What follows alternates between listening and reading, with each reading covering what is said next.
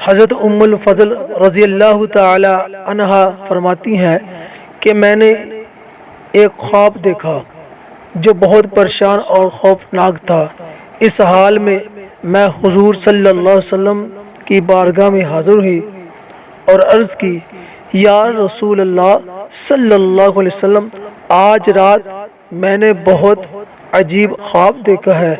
نبی کریم صلی اللہ علیہ وسلم نے پوچھا، تو نے کیا خواب دیکھا ہے؟ میں نے عرض کی، یا نبی اللہ، وہ بہت ہی خوفناک ہے۔ حضور صلی اللہ علیہ وسلم نے فرمایا، وما ہوا، وہ کیا ہے؟ حضرت ام الفضل رضی اللہ تعالی عنہا نے عرض کی، یا رسول اللہ صلی اللہ علیہ وسلم، میں نے دیکھا ہے کہ آپ کے جسم اقدس کا ایک ٹکڑا کاٹ کر میری گود میں رکھا گیا ہے۔ آپ صلی اللہ علیہ وسلم نے فرمایا، اے ام الفضل، یہ گھبرانے کی بات نہیں، یہ تو بڑا مبارک خواب ہے۔ اس کی تعبیر یہ ہے کہ انشاءاللہ میری بیٹی فاطمہ کو اللہ تعالی بیٹا عطا فرمائے گا جسے تم اپنی گود میں لوگی۔ حضرت ام الفضل رضی اللہ تعالی عنہا فرماتی ہیں کہ واقعتاً سیدہ فاطمہ کے ہاں حضرت امام حسین رضی اللہ تعالی عنہ پیدا ہوئے اور وہ میری گود میں آئے، جیسا کہ حضور صلی اللہ علیہ وسلم نے فرمایا تھا۔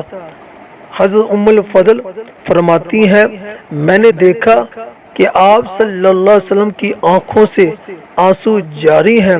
میں نے عرض کی، یا رسول اللہ صلی اللہ علیہ وسلم، میرے ماں باپ آپ پر فدا ہو جائیں، آپ روتے کیوں ہیں؟ تو حضور صلی اللہ علیہ وسلم نے ارشاد فرمایا کہ میرے پاس حضرت جبرائیل علیہ السلام آئے اور انہوں نے مجھے خبر دی کہ ان قریب میری امت میرے اس بیٹے کو شہید کرے گی۔ حضرت ام الفضل فرماتی ہیں کہ میں نے عرض کی، یا رسول اللہ صلی اللہ علیہ وسلم، اس بچے کو؟ فرمایا، ہاں، اس بچے کو۔ اور جبرائیل علیہ السلام نے مجھے مقام شہادت کی سرخ مٹی بھی لا کر دی۔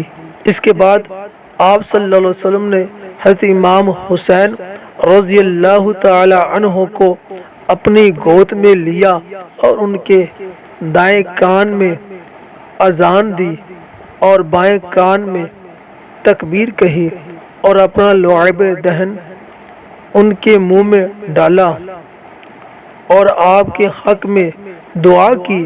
آپ کا نام حسین رکھا اور حکم دیا کہ 7ویں روز ان کا عقیقہ کرو اور بالوں کو اتار کر اس کے ہم وزن چاندی خیرات کرو۔